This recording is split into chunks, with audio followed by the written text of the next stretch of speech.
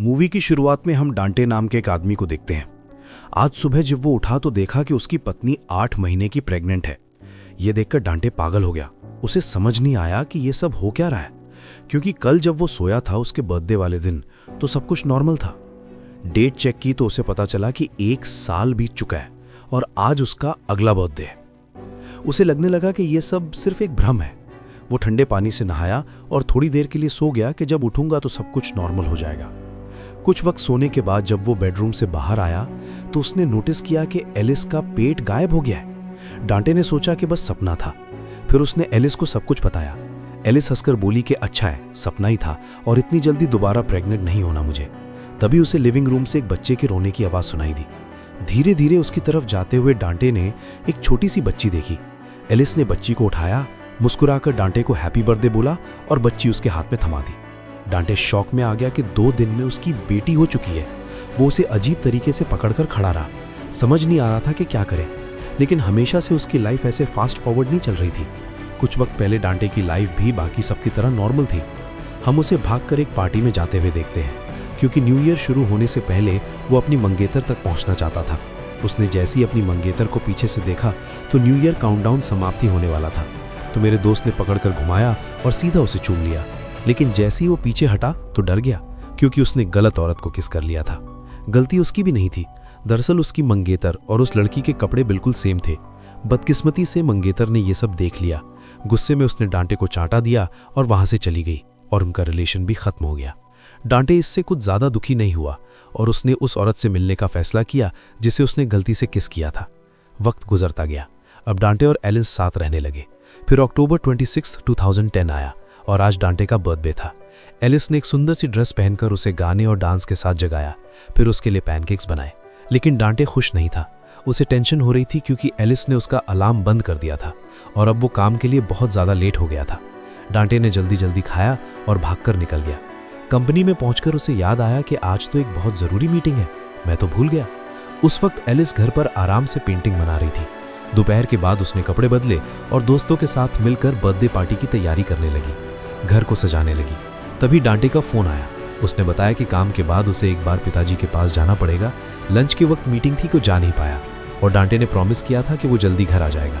उसने पापा के घर पर एक डब्बा दिया जो उन्होंने मंगवाया था। बैठकर उनकी लंबी बातचीत सुनने का मन नहीं था तो वो जल्दी से गुड बाय बोलकर चला गया।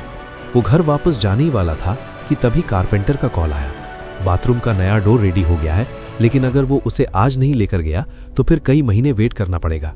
उसकी छोटी गाड़ी में डोर को फंसाना बहुत मुश्किल था, पर फिर भी वो जैसे तैसे डोर लेकर घर की तरफ निकल पड़ा। लेकिन लक आज उसके साथ नहीं था। रास्ते में बहुत ज्यादा ट्रैफिक था। जब तक डांटे घर पहुंचा तो रात हो गई थी। दरवाजा खोलकर देखा तो उसके दोस्तों ने सरप्राइज बर्थडे पार्टी रखी थी। सब उसका इंतजार कर रहे थे। फिर सबसे थोड़ी थोड़ी बातचीत करके डांटे थोड़ी देर के लिए निकल गया ताकि वो बाथरूम का नया डोर लगा दे। डोर लगाते वक्त उसका दोस्त आया और उसे एक बर्थडे गिफ्ट दिया, रोलर कोस्टर पार्क के 2 टिकट्स, उसके 40वें बर्थडे के लिए। बचपन में दोनों डरते थे उस पर बैठने से, लेकिन मन भी करता था। तो अब वो अपने बचपन की इच्छा को पूरा करेंगे। लेकिन डांटे ने मना कर दिया। वो बोला कि मेरे पास इन कामों के लिए वक्त नहीं है। शायद 10 साल बाद जब वो बहुत मेहनत कर लेगा तो थोड़ा फ्री टाइम मिल जाएगा, पर अभी तो नहीं है। पार्टी में वापस आकर डांटे ने सबके गिफ्ट्स लिए, थोड़ा बहुत समय बिताया उनके साथ। फिर एलिस ने अपना गिफ्ट दिया, एक पेंटिंग जो उसने खास डांटे के लिए बनाई थी।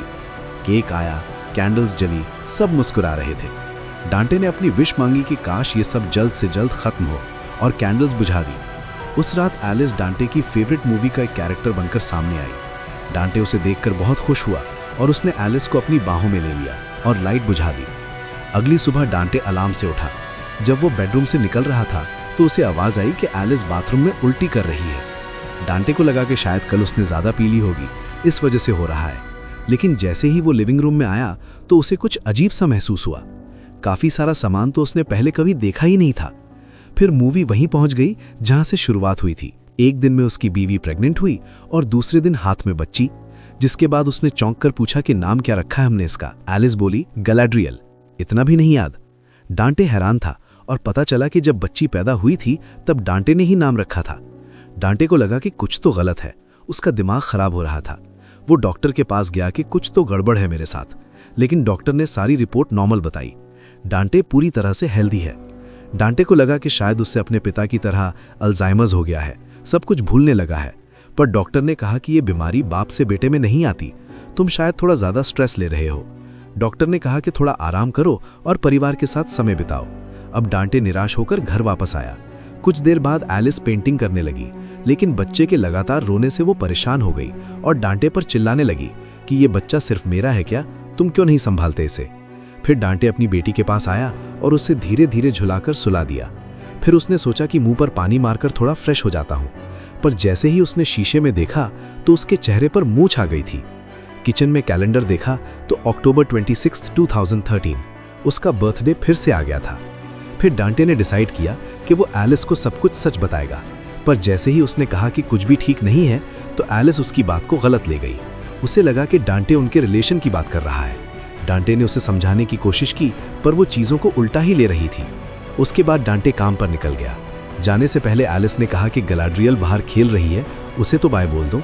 डांटे को एक बार के लिए समझ नहीं आया कि वो किसकी बात कर रही है, पर जैसे ही वो बाहर निकला उसने देखा कि उनकी बेटी खुद चल रही है। ये देखकर डांटे की सांस रुक गई। ग्लैड्रियल ने उसे पापा कह के बुलाया तो डांटे बहुत ज्यादा खुश हो गया। वो चिल्लाने लगा कि इसने मुझे पापा बुलाया, देखो पापा बुलाया। तभी एलिस बाहर आए और कहने लगी कि इतना क्या सोच रहे हो, इतने टाइम से तो पापा बोल रही है तुम्हें। डांटे को अभी भी ये सब एक सपने जैसा लग रहा था। इस सब के बाद वो पार्क में गया और अपने बचपन के दोस्त विलेरियो को सब कुछ बता दिया। 3 साल उसने 3 दिन में जी लिए हैं। डॉक्टर के पास भी गया पर कुछ नहीं मिला। विलेरियो ने सुना पर उसे भी यकीन नहीं हुआ। उसने कहा कि डांटे को शांत होकर एलिस के साथ बात करनी चाहिए। सुना है तुम लोग एक थेरेपिस्ट से मिलने वाले हो। ये सुनकर डांटे हिल गया। ये सब सुनने के बाद उसने डिसाइड किया कि वो नौकरी छोड़ रहा है, शायद इस तरह वो अपने परिवार को ठीक कर पाए। ऑफिस पहुंचकर वो सीधा डायरेक्टर के कैबिन में गया अपना रेजिग्नेशन देने के लिए। जब वो दरवाजा खटखटाकर अंदर गया तो कुर्सी खाली थी, बॉस वहां था ही नहीं। फिर वो बाहर आया और लोगों से पूछा कि डायरेक्टर कहाँ है। ये सुनकर सब लोग हंस पड़े। उसने वापस मुड़कर देखा कि दरवाजे पर तो उसका ही नाम लिखा है। डांटे खुद डायरेक्टर बन गया था। चौंक कर उसने सेक्रेटरी को बुलाया। उसकी सेक्रेटरी ने बताया कि 8 महीने पहले तुम्हें प्रमोशन मिला था, जब पिछला डायरेक्टर रिटायर हुआ था, याद नहीं है? आखिर कंपनी के लिए तुमने इतना काम किया है। फिर वो सेक्रेटरी से कहने लगा कि मैं रिजाइन करने वाला हूँ, पर फिर सेक्रेटरी ने उसे बताया कि इस पोस्ट के बहुत फायदे हैं, इतनी अच्छा फैमिली इंश्योरेंस, इतनी ज्यादा सैलरी तुम्हें कहीं नहीं मिलने वाली। तब डांटे को समझ आया कि मैं अपने परिवार के लिए ही नौकरी पर रुका हुआ हूँ। उसने ये भी सुना कि सेक्रेटरी ने ऑफिस के एक आदमी से शादी कर ली है और डांटे ने ही उसकी हनीमून की छुट्टियों पर साइन किए थे। ये सब सुनकर वो पूरी तरह हैरान रह गया। थोड़ी देर बाद सब लोग उसके लिए एक बड़ा सा केक लेकर आए। ऑफिस से निकलते ही डांटे ने देखा कि अब वो अपनी सस्ती और कटारा गाड़ी नहीं बल्कि महंगी लेक्सस चलाता है। तभी अचानक एलिस का फोन आया कि मैं थेरेपिस्ट के पास तुम्हारा इंतजार कर रही हूँ। डांटे ने कहा कि मुझे सब कुछ याद है, मैं थोड़ा एड्रेस भूल गया था। एड्रेस क्या है बताना, मैं आसपास ही हूँ। थेरेपिस्ट के रूम में डांटे कहने लगा कि कुछ दिक्कत नहीं है। दिक्कत हो भी कैसे, उसके लिए तो 3 दिन ही बीते हैं, लेकिन एलिस के लिए 3 साल हो चुके थे। तभी एलिस कहने लगी कि डांटे अपनी फैमिली को बिल्कुल वक्त नहीं देता, बस ऑफिस के काम में बिजी रहता है और कभी कभी तो ऑफिस में ही सो जाता है। ये सारी बातें डांटे को थोड़ी चुभ गईं। वापस जाते वक्त उसने कहा कि मैं ऑफिस में खुद को थकाता हूँ तुम्हारे लिए, ताकि तुम घर पर बैठ के आराम से अपनी वो पेंटिंग बना सको। ये बात एलिस को बहुत बुरी लगी। वो चुप रही पर आंखों में दर्द साफ दिख रहा था। फिर एलिस कुछ काम करने निकल गई और डांटे घर आया। घर में खिलौने फैले पड़े थे, टेबल पर फैमिली फोटोज मिली। डांटे ने फ्रिज खोला, बियर निकाली, एक सिप मारी और वापस रख दी। फ्रिज बंद करते ही उसने देखा कि फोटो गायब थी। उसकी बेटी का कोई नामो निशान नहीं है। डांटे ने डर के मारे एलिस को कॉल किया। एलिस ने याद दिलाया कि हम दोनों ने डिसाइड किया था ना कि थोड़े दिन अलग रहेंगे। अब वो शॉक में आ गया कि हमारा रिश्ता कैसे टूट गया। डांटे ने रोते हुए एलिस से कहा कि मुझे तुम्हारी जरूरत है, मैं तुमसे बहुत प्यार करता हूँ। उसने एलिस से उसका एड्रेस मांगा। एलिस ने कहा मैं गुड़िया को डांस क्लास में छोड़कर मिलने आती हूँ। उसने फोन काटा ही था कि तभी दूसरा फोन बज पड़ा। अचानक उसे नर्सिंग होम से फोन आया। उसके बीमार पिता बालकनी के किनारे बैठ गए थे। वो नीचे कूदने ही वाले थे कि तभी डांटे भागा। वो ऊपर पापा के पास गया जो रेलिंग के ऊपर बैठे हुए थे। डांटे ने अपने पिता को समझाकर जैसे तैसे उन्हें रोका। घर वापस आते ही डांटे डर गया क्योंकि उसकी सेक्रेटरी किचन में खाना बना रही थी। उसने उसे बर्थडे विश किया और किस करा। उसे पता चला कि शादी के कुछ टाइम बाद ही उसका डिवोर्स हो गया और पिछले 6 महीने से उनका अफेयर चल रहा है। डांटे हैरान है कि ये सब कब हुआ। तभी अचानक घर की बेल बजी। एलिस वहां आ गई थी। घबराकर डांटे ने सेक्रेटरी को बाथरूम में छुपने को कहा। उसे एलिस से कुछ जरूरी बात करनी थी, इसलिए एलिस को यह सब पता नहीं चलना चाहिए। डांटे ने दरवाजा खोला। एलिस ने धीरे से कहा कि मुझे तुम्हारी याद आ रही थी और पता है मेरी पेंटिंग्स का सोलो शो होने वाला है। उनकी बातचीत के बीच ही डांटे बहुत इमोशनल हो गया। उसने कहा कि मैं तुमसे अब भी प्यार करता हूं। एलिस ने अपने आंसू छुपाकर कहा कि मैं भी। पर तभी उसकी नजर टेबल के पास पड़ी एक औरत की हील्स पर गई। उसे सब कुछ समझ आ गया। वो पूरी तरह फट पड़ी। उसे अपने आप पर और डांटे के ऊपर गुस्सा आ रहा था। वो भागती हुई वहां से बाहर निकल गई। उसके जाने के बाद परेशान डांटे ने सेक्रेटरी से भी रिश्ता तोड़ दिया। उसने सीधा कहा, कभी यहां पर वापस मत आना। इस पर सेक्रेटरी भी गुस्सा होकर वहां से चली गई। लेकिन दरवाजा बंद होते ही लिविंग रूम से आवाज सुनाई दी। डांटे ने मुड़कर देखा तो सेक्रेटरी फिर से वहीं खड़ी थी, हाथों में 2 कॉकटेल ग्लास लिए जो उसने डांटे के बर्थडे के लिए बनाए थे। डांटे गुस्से में फट पड़ा। उसने कहा कि यह सब कुछ बकवास है, एक बॉस और सेक्रेटरी के बीच में यह रिश्ता नहीं होना चाहिए। यह सुनकर सेक्रेटरी को बहुत गुस्सा आया। उसने कहा कि यह सब तुमने ही शुरू किया था। खैर ठीक है, जा रही हूं मैं, तुमसे तो बहुत बेहतर मिल जाएगा कोई। सेक्रेटरी के जाने के बाद डांटे ने सभी गेस्ट्स को भी वहां से जाने को कहा। उन सब लोगों को वो जानता तक नहीं था। उन सब के बीच बस उसे अपना एक दोस्त दिखा, वलेरियो। सब लोगों के जाने के बाद वलेरियो डांटे से एलिस के बारे में पूछने लगा। फिर उसने बताया कि अपने 40वें जन्मदिन पर मैंने विश मांगी थी कि काश ये सब जल्दी जल्दी निपट जाए, तब से ये पूरी गड़बड़ हुई है। दूसरी तरफ वलेरियो भी अपनी जिंदगी में बहुत उदास था। ना वो काम में सफल हुआ, ना फैमिली बनी, ना बच्चे। अब उसने शराब को ही अपना सहारा बना लिया था। लेकिन अब तो वो भी दर्द को भर नहीं रही। फिर उसे याद आया कि उसने डांटे को जन्मदिन पर क्या गिफ्ट दिया था, रोलर कोस्टर की टिकट, जिसका वो दोनों कभी इस्तेमाल नहीं कर पाए। अब डांटे जल्दी से एलिस से मिलने गया और उसे वापस आने को कहा, पर एलिस ने मना कर दिया। उसने कहा कि हर साल अपने बर्थडे पर तुम यही बोलते हो, लेकिन फिर पूरा साल कुछ नहीं बदलता। मैं थक चुकी हूं, अब हमें अलग हो जाना चाहिए। सालों तक सोचती रही कि मैं तुम्हारे बिना कुछ नहीं हूं, लेकिन अब चीजें बदल गई हैं। अब वो कमजोर नहीं रही, खुद के भरोसे जीना सीख लिया है। हैप्पी बर्थडे कहकर एलिस ने दरवाजा बंद कर दिया। डांटे टूट गया। उसके दरवाजे पर जोर जोर से हाथ मारते हुए चिल्लाकर कहने लगा कि मैं तुमसे प्यार करता हूं, मैं तुमसे प्यार करता हूं, एक मौका और तो दो मुझे। तभी एक अनजान आदमी ने दरवाजा खोला। वो एलिस का नया बॉयफ्रेंड ओमार था। वो सोचने लगा कि डांटे शायद मजाक कर रहा है कि उसे नहीं पहचाना, क्योंकि वो पहले कई बार मिल चुके थे। तभी डांटे की बेटी ग्लैड्रियल वहां पर आई। वो उसे देखकर पूरी तरह चौंक गया। अब वो 5 साल की हो चुकी है। पिछले 3 दिनों में वो ग्लैड्रियल से मिला ही नहीं, और उन 3 दिनों में उसके लिए 3 साल बीत गए थे। पार्क में डांटे ने अपनी बेटी के साथ कुछ समय बिताया। पूछने पर उसकी बेटी ने बताया कि मम्मी और उमार काफी टाइम से साथ रह रहे हैं। फिर डांटे ग्लैड्रियल से पूछने लगा कि बेटा, तुम्हें क्या पसंद है? वो धीरे से बोली कि मुझे बस इतना चाहिए कि पापा मेरे साथ ज्यादा टाइम स्पेंड करें, फोन, कंप्यूटर, अपने काम में ना खोए रहें।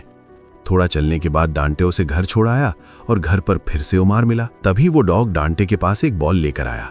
डांटे ने बॉल दूर फेंक दी और डॉग दौड़कर उसे लेने गया। पर जैसे ही वो वापस आया तो वो डॉग बड़ा हो चुका था। डांटे समझ गया कि फिर से 1 साल बीत चुका है। उसका फोन बजा और वलेरियो कहने लगा कि मैं पार्क में आधे घंटे से तेरा वेट कर रहा हूं, कब आएगा मेरे भाई? उनकी बातचीत के दौरान वलेरियो ने बताया कि एलिस अभी भी उमार के साथ ही है। इंस्टा पे कुछ फोटोज भी डाली हैं। बेचारे डांटे को पता ही नहीं था कि इंस्टा होता क्या है। खैर, डांटे को अब भी यकीन नहीं हो रहा था कि एलिस उमार के साथ है। ये सुनकर वलेरियो हैरान हो गया। अबे आजकल सस्ते नशे वशे कर रहा है क्या तू? कल ही तो बोल रहा था कि यार उमार बढ़िया बंदा है, ठीक है एलिस उसके साथ है। फिर वलेरियो ने उसे एलिस की आर्ट एग्जीबिशन के बारे में बताया। बहुत पसंद किया लोगों ने उसकी पेंटिंग को। डांटे ने कहा कि मुझे अभी एग्जीबिशन देखनी है।